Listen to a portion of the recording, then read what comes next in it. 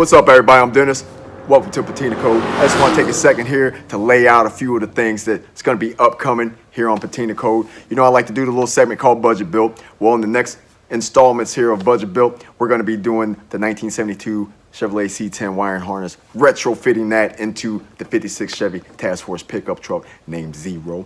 The videos are going to be really laid out. They're going to be intricate and detailed and descriptive, and I'm going to show you how I'm going to make this work for me just like it could work for you. And this video is going to basically be for someone who is interested in saving a little bit of money and using a little bit of ingenuity to make this happen for you. So it's just a basic wiring harness, and if you're just running a basic truck, it doesn't have the need for fuel injectors, power windows, power seats, air conditioner. This wiring harness coming out of a 1972 Chevrolet C-10 would be perfect in your basic vehicle. Back in the early years, I started building trucks. I built 67 through 72 Chevy and GMC trucks. And while I was doing that, I had the foresight to know that, hey, a lot of this stuff that's in these trucks can be used in earlier model vehicles. You can retrofit things. Steering column, steering wheel, as you've seen me doing, brake pedal, accelerator pedal, wiring harness. You know, some people are like, oh, it's the glass fuses.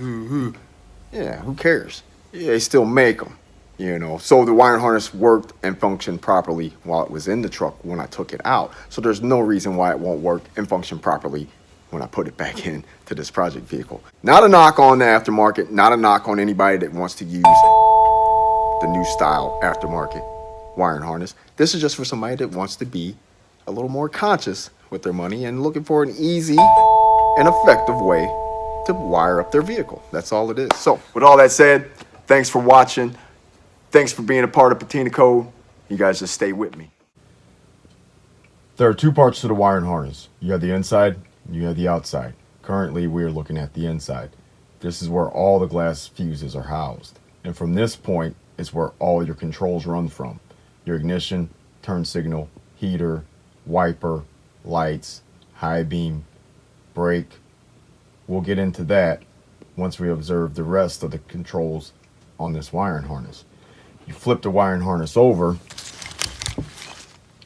that's the other side. The outside joins to this with a bulkhead screw. That's what that hole is in the center. I have this arranged in the best possible configuration that I can on this little table here. Right now I want to go over each one of these controls and where they are on the wiring harness and get you a little bit more familiar with what's going on here. We're going to start at the bottom of the fuse box. So you have to picture this being vertical. If you look closely, you can see words. There's park, dome, HAZ means hazard, 20 amp, 15 amp. So the fuse box would be like this, and the words would be vertical also. And they would read just like we read, left to right. Now, moving to the bottom of the fuse box. First thing that I want to talk about is this here. That's your high beam switch. The wire color is a light blue, a light green, and a tan. Moving to the next component at the bottom of the fuse box. This is your brake lights. It's your brake light switch. And the wires, they're orange and white. The next component that we have at the bottom of the fuse box would be this. This is the neutral safety control. The wires are a light green and a dark green. These are actually for the reverse lights. So when you put the truck or your car in reverse, this is what gives the white lights the signal to come on. These other two prongs, there would be purple wires here. That's the safety neutral switch control. Safety neutral switch works like this. There's a prong down inside of the steering column, and it moves whenever you shift the gear lever on the steering column. This will only work on a steering column controlled shifting mechanism. This is another look at the safety neutral switch. Again, you have the two purple wires, and then you have a light green, and a dark green. The light and dark green activate the reverse lights when the vehicle is put in reverse. The purple wires act as a safety to keep the vehicle from starting. So when that lever down there makes contact with those wires, it's telling the engine, okay, it's all right to start. If this is over here, the truck's not going to start. And 9 times out of 10, when there is issues and the vehicle is in park or neutral and you can't start it, 9 times out of 10, it's the neutral safety switch. As you can see, this one's old and dusty, so we're going to be replacing this with a brand new one. Next up, we have these orange and white wires. There are 2 orange and 1 white. These go to the dome light. The other end of this, there'll be orange and white wire that run out along the inside of the truck, along the rocker panel, and up behind the seat to the dome light. And finally, at the bottom of the fuse box, we have this. This is the horn relay. If you're gonna run a horn, you gotta have this. You have green, you have red, and you also have black. You have signal, power, and then a ground, leading to the horn relay. That concludes the bottom of the fuse box. From here, we're going to go up to the top. So to recap thus far, at the bottom of the fuse box, we have the high beam, neutral safety switch, brake light control, horn relay, and a dome light.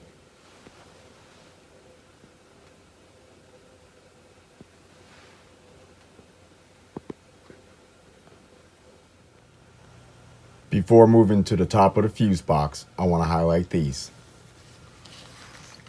These are for your flashers and turn signals. If you want your turn signals to work and your flashers, you're going to have these relays. They're located at the top and the bottom of the fuse box. Moving to the top of our wiring harness, I want you to notice that I've stripped all of the black wrapping that GM had originally wrapped these wires in. There are 2 reasons for that. 1, to give you guys a better visual of what's going on. And then 2, I'm going to be checking these wires thoroughly to make sure that there's no splices or chips in the wire where it could create a short for me. There's no reason in not checking all these wires while you got all of this out to make sure that it's going to be safe to run. Even though this harness worked and functioned properly when I took it out, I'm still checking it. And right there you can see there's bare wire where someone had tagged into that. I believe this truck had overhead cab markers and they just tied a wire into there to feed power to the roof of the truck. That way when they pulled the light switch, it sent power up to the cab markers. So things like this is what you're going to be on the lookout for, and we're going to get in here and solder this back and then put some of that shrink coating on there. But just pay attention to what you're doing and making sure that everything is on the up and up before you decide that it's good to go. Also, I'd like to note that when you do pull the wrapping off, you're going to notice that there's some other wires that are wrapped, and this is where GM has soldered wires together, so you don't really want to cut that off, and if you do, you definitely want to replace it. And what we got here is 1 pink wire coming in, and then on the other side there's 2. So inside this black coating, these wires are soldered together and made to go together as one. So you have 2 feeds coming out leading to 1 on its way out. So be on the lookout for that as well. So the first stop coming from the top of our wiring harness is going to be the headlight switch. And here the headlight switch has 1 orange, 2 brown wires, 1 light blue, 1 red, 1 white, and 1 green. You can follow those back all the way up through the harness back here to the fuse box.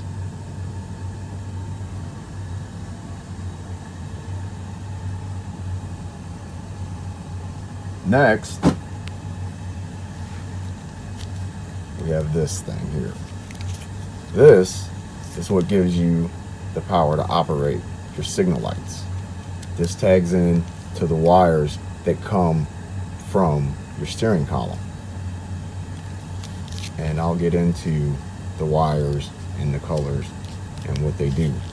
But what you have here is a dark blue, 2 light blues, a black, a brown, purple, yellow, green, and white. The other end of this is shaped just like this, and then it connects to it. As I said, it comes off of the steering column from the pickup truck.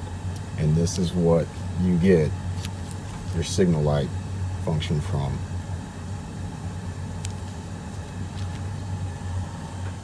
Next, we have this. This comes out of the back of the dash panel. This plugs into what is known as a printed circuit. And you have a lot of wires here. And if you notice, this is numbered 7 through 12 on this side, 1 through 6 on this side. I'm gonna call out the wire colors. You have a black with white, you have 2 tan, you have pink, you have another tan. That's the end until you get to number 6 there, and then you have a green. Flip it over to the other side, starting at number 7, you have a black, 2 grays, dark blue, a light blue, a light green, and a number 12 is black. I know what these wires go to. I can't call them off the top of my head. I have them written down, but if you're going to be wanting to run indicators, so when you know that you got your signal light on, you're going to want to keep these wires, because they'll let you know that you're running with your turn signal on. We've all seen the old car going down the road and the signal light flashing. Also, when you hit the high beam, if you want to put the blue light in your dash somewhere to indicate that your high beams are on, this serves that purpose as well. There's a couple wires on here that I do know, like this black with the white stripe, and then this other black. They go to the AM meter, which is nowadays a voltmeter. Not many people run AM meter anymore, so those won't be needed, but we'll get into that later on when we progress to that stage. There's also, when you follow this up and around, a couple other wires coming out of it. You have this gray wire, and it's got this little light bulb connector in it. This went down and plugged into the heater fan control. So it says high, medium, low. It would illuminate that in the dark so that you could see what position you were in for that. There's also a black wire running out, and it's got this little clip on it. This will be clipped to the dash somewhere underneath the dash on the truck. And this is a ground, so you definitely are going to want to keep that. And you also have one brown wire, it's tan wire, running out, and it goes over here to the ignition switch, which we're going to get to that here shortly.